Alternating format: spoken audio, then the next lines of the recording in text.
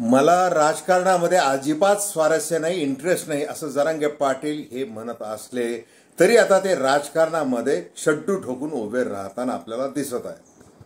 कसं आता मुळात प्रश्न त्यांची जी मागणी आहे तो आहे आरक्षणाचा, तेही ओबीसी मधूनच आरक्षण द्या अशी त्यांची मागणी. आता या मागणीसाठी त्यांनी जे काही निर्धार केलेला आहे की राजकारण्यांना धडा शिकवण्यासाठी आता त्यांच्याच शस्त्राने त्यांच्यावर वार करणं गरजेचं आहे. त्यामुळे आता विधानसभा 288 मतदारसंघामध्ये आपण उमेदवार उभे करू आणि आता ज्याला पाडायचं आहे त्याचं नाव घेऊन पाडू असं त्यांनी काल मीडियाला सांगितलेलं आहे. आता या सगळ्या वर्तमानातल्या ह्या सगळ्या घडामोडींवर समाजाचं नेतृत्व करत असताना, आरक्षणाचा मुद्दा मांडत असताना, सामाजिक विषमतेचा मुद्दा मांडत असताना नेतृत्वाला जे राजकारणात यावं लागतं आणि मग इतर जे काही राजकारणी आहेत, परंपरागत राजकारणी जे आहेत ते राजकारणी या सामाजिक नेतृत्वाला हे कसं वापरून घेतात. मग तसंच जरांगे पाटील यांचं होऊ शकतं का? जरांगे पाटील हे संभाजीराजे असतील, प्रकाश आंबेडकर असतील, महादेव जानकर असतील, सौ ज्योती मेटे असतील किंवा अजून क्रांती दल, क्रांती मोर्चा किंवा इतर नेते जे असतील जे सामाजिक नेतृत्व करू पाहतात आणि त्यांना राजकारणामध्ये येऊन ते प्रश्न सोडवणं हे सोपं जाईल म्हणून ते राजकारण देखील करतात. या तुलनेमध्ये मनोज जरांगे पाटील कितपत यशस्वी ठरणार आहेत आणि त्यांची त्या अर्थाने एक राजनीती कशी असणार आहे यासंबंधी आपण अतिशय थोडक्यामध्ये बोलणार आहोत.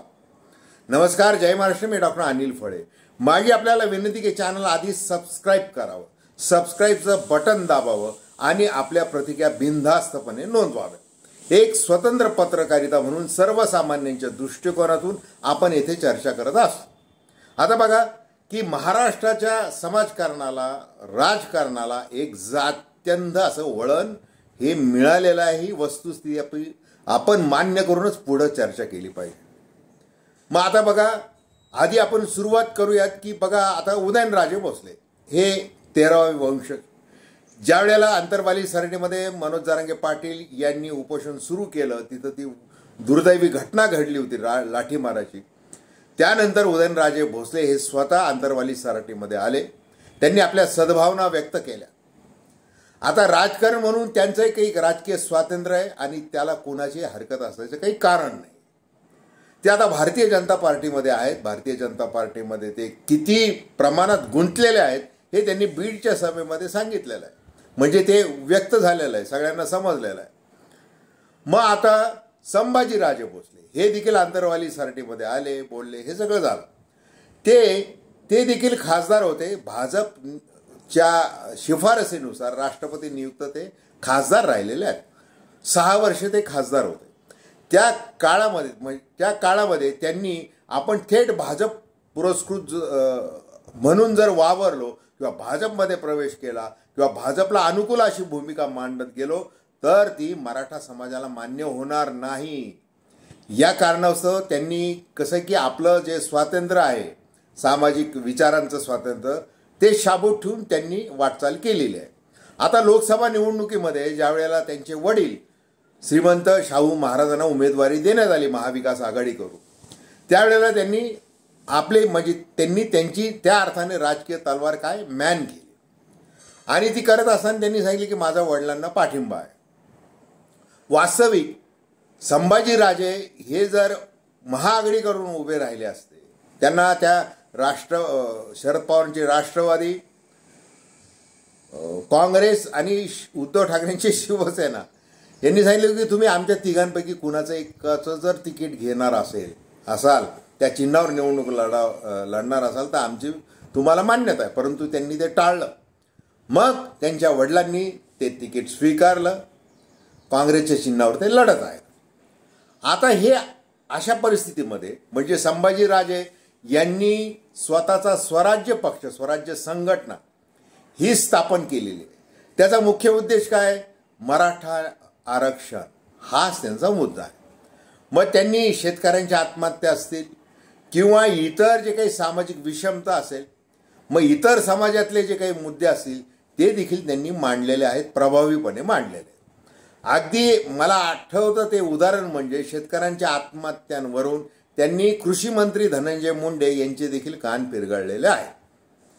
आता त्याच्यानंतर दुसरे जे बीड जिल्ह्यामध्ये ज्यांचं नाव घेतलं जातं ते स्वर्गीय विनायक मेटे यांची जी शिवसंग्राम संघटना त्याच्या मार्फत त्यांनी म्हणजे विधान परिषदेवर ते होते. त्याच्यानंतर जिल्हा परिषदेमध्ये त्यांचे 4 उमेदवार निवडून आले होते. अर्थात ते नंतर भाजपमध्ये गेले. नंतर त्यांच्या सौ ज्योती मेटे हे सध्या ही संघटना चालवत आहेत. त्यांची काय भूमिका आहे की मराठ्यांना आरक्षण मिळालं पाहिजे. आता महादेव जानकर आता ते भाजपच्या वळचणीला आहेत सध्या. म्हणजे गोपीनाथ मुंडे, स्वर्गीय गोपीनाथ मुंडे यांच्या पुढाकाराने महादेव जानकर हे भाजपला अनुकूल भूमिका घेत आलेले आहे. 2014 मध्ये चौंडी येथे ज्यावेळेला कार्यक्रम स्वर्गीय गोपीनाथ मुंडे यांनी घेतला त्यावेळेला महादेव जानकर यांना म्हणजे हे देखील तिथं होते आणि त्यांची जी काही साठगाठ बांधली गेलेली मुंडे कुटुंबाशी आणि भाजपबरोबर ती आज सगळ्यात आहे. मग धनगरांचे प्रश्न सुटले का? धनगरांच्या आरक्षणासाठी ते धडपड करत होते. सुप्रीम कोर्टाने आता काय केलं, धनगर या शब्दावरून जो काही गोंधळ आहे तो मिटवता येणार नाही या कारणास्तव काय केलेलं आहे, ते धनगर आरक्षण नाकारलेलं आहे. मग याच्याबद्दल भारतीय जनता पक्षाचे लोक किंवा इतर पक्षाचे लोक बोलतात का? मग तुम्ही ज्या आरक्षणासाठी, ज्या उन्नतीसाठी धडपड करत असता, नेतृत्व पुढे येत असतं, मग तुमचा एकदा स्वतःचा राजकीय स्वार्थ साधला गेला की प्रश्न सुटतात का? मग तुम्ही कोणत्या ठिकाणी ते मुद्दे मांडताय हे जास्त महत्त्वाचं आहे. मग या सगळ्या तुलनेमध्ये मनोज जरांगे पाटील हे सांगत आहेत वारंवार. काय सांगत आहेत? मला राजकारणामध्ये इंटरेस्ट नाही. राजकारण हा माझा काही मूळ धंदा व्यवसाय किंवा असं काही नाही आहे. मला आरक्षण महत्त्वाचं आहे. मी मराठा समाजाचं लेकरू आहे आणि एक लेकरू म्हणून माझी काही नैतिक जबाबदारी ती मी पार पाडतोय. आता लोकसभा निवडणुकीमध्ये मोठा हिसका भारतीय जनता पार्टीसह इतर सर्व राजकीय पक्षांना बसेल या दृष्टीने समाजातून तयारी जोरात सुरू होती की प्रत्येक मतदारसंघामध्ये अनेक उमेदवार उभे करायचे, अडचणीत आणायचं, EVM मशीनला फाटा द्यायचा, मतदान पत्रिका बॅलेट पेपर तयार करायला लावायचं वगैरे वगैरे. ते झालं. त्याच्यानंतर अपक्ष उमेदवार उभे केले पाहिजेत म्हणून एक डेटा संकलन प्रत्येकाने आपल्या जिल्ह्यामध्ये आढावा घ्यावा, त्याचा अहवाल सादर करावा असं जरांगे पाटील यांनी सांगितलं होतं. तो अहवाल समाधानकारक नाही हे बघून तो देखील निर्णय त्यांनी बाजूला ठेवला आणि त्यांनी सांगितले की आता आपण पाडायचं राजकारण, लोकांना पाडण्यात देखील विजय असतो या दृष्टीने त्यांनी काय केलं, संवाद सुरू केला. मग सगळीकडे ते फिरले, विशेषतः मराठवाड्यामध्ये. आता बीडबद्दल काही वेगळी बडबड करायला नको किंवा वेगळं काही बोलायला नको. बीडमध्ये जे झालेलं आहे किंवा अजूनही ते होत आहे, मतदान होऊन गेलेलं आहे, अजूनही आरोप प्रत्यारोप होतात आहे. धनंजय मुंडे बोलत आहे, पंकजा मुंडे बोलत आहेत, जरांगे पाटील बोलत आहेत. एकूण तिथली जी परिस्थिती आहे ती अतिशय चिंताजनक आहे. म्हणजे इतकं जातीवर राजकारण गेलेलं आहे ते खरं तर जायला नको पाहिजे होतं. सगळ्यांचंच म्हणणं आहे, पंकजा मुंडे, धनंजय मुंडे यांच्यासह सगळ्यांचं म्हणणं आहे मराठ्यांना आरक्षण दिलं पाहिजे, आम्ही काय त्यांच्यापासून वेगळे नाही वगैरे हे सगळं केलं.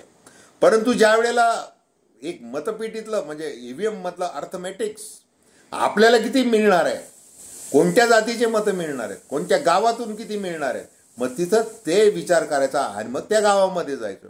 मग तुम्हाला प्रवेशबंदी केल्यावर तिथं तुम्हाला विरोध झाल्यावर मग पुन्हा काहीतरी वेगळं बोलायचं आहे. हे अशा पद्धतीने केल्यामुळं काय झालं की अजून परिस्थिती ती चिघळत गेलेली आहे. मग अशा परिस्थितीमध्ये आता मनोज जरांगे पाटील ज्या वेळेला घोषणा करतात की विधानसभा निवडणूक ही आता लढवायची आहे, कोणत्याही परिस्थितीमध्ये लढवायची.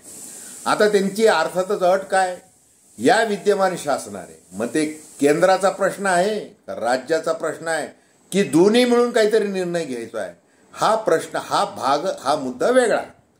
परंतु मूळ जबाबदारी कुणाची आहे, ती ज्यांनी 10% स्वतंत्र आरक्षण देण्याचं जे काही केलेलं आहे, म्हणजे ते अर्धवट सगळं ते दिलेलं आहे, ते टिकेल न टिकेल हा भाग वेगळा आहे. त्याच्यानंतर मसुदा जो हातात ठेवलेला आहे की OBC मधून आरक्षण सरसकट सगळ्यांना आणि सगळे सोयऱ्यांचा देखील त्याच्यामध्ये विचार केला जाईल असा तो मसुदा.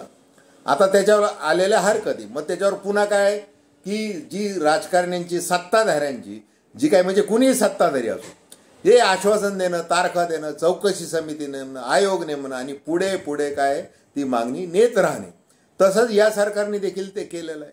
मग त्याच्यामुळं अतिशय उद्वेगाने, तिडकेने, तडफेने मनोज जरांगे पाटील यांनी मला आरक्षण कसं देत नाही हे मी पाहतोच असा निर्धार करून त्यांनी काय केलेलं आहे, आपली वाटचाल सुरू ठेवलेली.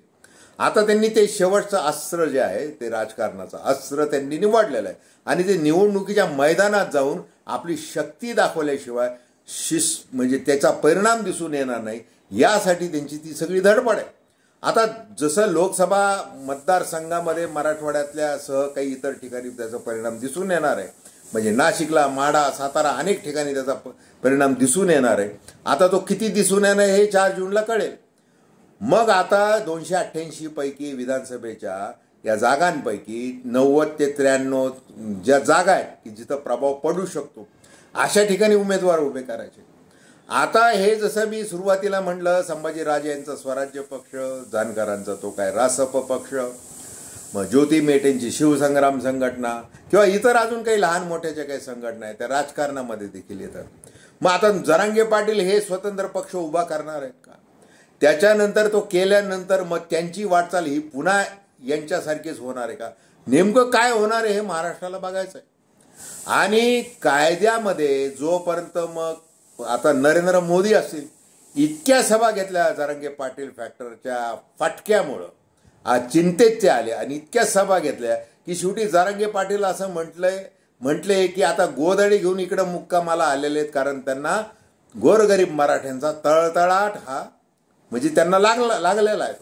त्याच्यामुळे ते फिरतात आहे. बरं, ते आले तर आले, लोकसभा आचारसंहिता लागण्याच्या आधी तर अजिबात बोलले नव्हते. निवडणुकांमध्ये जे काही बोलले, अगदी अंबाजोगाई इकडं तिकडं सगळीकडे जे बोलले, तिथं त्यांनी काय सांगितलं की ओबीसी आरक्षणाला धक्का लावू दिला जाणार नाही. भलं त्याचा संदर्भ वेगळा होता, परंतु इशारा त्यांचा कुठं होता की ओबीसींनी तरी पंकजा मुंडे यांना भरभरून मतदान एकगठ्ठ्याने केलं पाहिजे. आणि मग काय त्याचा परिणाम जो व्हायचा तो आता तो आपल्याला 4 जूनला दिसणार आहे. मग आता हे स्वतंत्र पक्ष स्थापन करणं असेल किंवा मग आता कुणाची सोबत घ्यायची, मग आता संभाजीराजेंचाही तोच हेतू आहे, मेटे मॅडमचा देखील तोच हेतू आहे. हे सगळे एकत्र येऊन काही निर्णय होणार आहे का?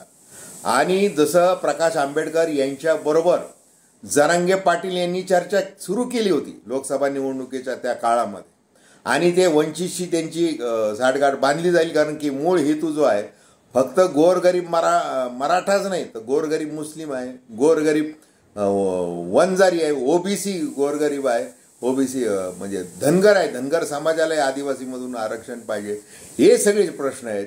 त्याच्यानंतर सामाजिक विषमतेचा प्रश्न आहे, शेतकऱ्यांच्या आत्महत्याचा प्रश्न आहे, कर्जबाजारीपणाचा प्रश्न आहे, बेरोजगारीचा प्रश्न आहे, महागाईचे चटके जे या समाजाला तळागाळातल्या भोगावे लागतात त्याचा प्रश्न आहे. हे सगळे मुद्दे एकच आहेत. त्याच्यामुळं प्रकाश आंबेडकर यांच्याबरोबर थोडीशी कशी की अनुकूल चर्चा ती सुरू झालेली होती, ती अर्थात ती खंडित झालेली. आता मुळात प्रकाश आंबेडकर हे भाजपची बी टीम आहे, म्हणजे महाविकास आघाडीबरोबर ते येणं त्या कारणाने ते गेले नाही, म्हणजे असंही ते बोललं जात होतं. आता त्याच्यातले अनेक प्रवाह असे वेगवेगळे, प्रत्येक मुद्द्यांवर चर्चा करत बसलो तर ती गोष्ट वेगळी होणार. तर मुळात मुद्दा असा आहे की जरांगे पाटील यांना अतिशय धोरणात्मक पद्धतीने, म्हणजे लोकसभा निवडणूक लढवायची की न लढवायची या काळामध्ये त्यांना जे काही निवडणुकीचे गणित समजलेले किंवा त्यांना जो काही अभ्यास त्यांचा झालेला आहे तो आता विधानसभा लढवताना तो निश्चितच त्यांना तो उपयोगाचा ठरू शकतो.